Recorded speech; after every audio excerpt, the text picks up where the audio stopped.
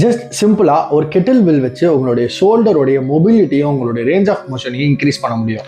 எப்படின்னு தெரிஞ்சுக்கிறதுக்கு முன்னாடி ஃபிட்னஸ் அண்ட் பிசியோதெரபி ரிலேட்டட் கண்டென்ட்ஸை பார்க்க உடனே என்னை ஃபாலோ பண்ணிக்கோங்க. நம்ம ஷோல்டரோடைய மூவ்மெண்ட்டு ப்ராப்பராக இருக்கணும்னா ஷோல்டர் ஜாயின் மட்டும் இல்லை, அதோட சுற்றி இருக்கிற மசில்ஸோடைய மொபிலிட்டியும் ரொம்பவே important. Especially chest, lats, teres and rotator cuff மசில்ஸோடைய அட்டாச்மெண்ட் இங்கே இருக்கிறதுனால இந்த மசில் ஸ்டிஃபாக இருந்தால் அது ஷோல்டர் மூவ்மெண்ட்டை அஃபெக்ட் பண்ணும். ஸோ இந்த ப்ராப்ளம் சால்வ் பண்ணுற மாதிரி ஒரு சிம்பிளான மொபிலிட்டி ட்ரில்லை ட்ரை பண்ணலாம். ஃபர்ஸ்ட், ஒரு பார்பில் ஸ்டேபிளான செட்டப்பில் பிளேஸ் பண்ணிவிடுங்க.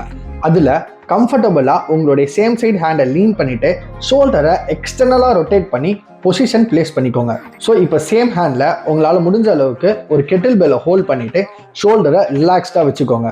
இப்போது அந்த கெட்டில் பெல்லோட வெயிட்டை யூஸ் பண்ணி ஷோல்டரை ஜென்டிலாக டூ அண்ட் ஃப்ரோ மோஷன்ல மூவ் பண்ணுங்க. இம்பார்ட்டன்ட் திங், இங்க ஹெவியான வெயிட் யூஸ் பண்ணணும்னு கண்டிப்பா அவசியமே இல்லை. ஸ்லோவா பிரீத் பண்ணிட்டு கண்ட்ரோல்டா மூவ்மெண்ட்டை பெர்ஃபார்ம் பண்ணுங்க.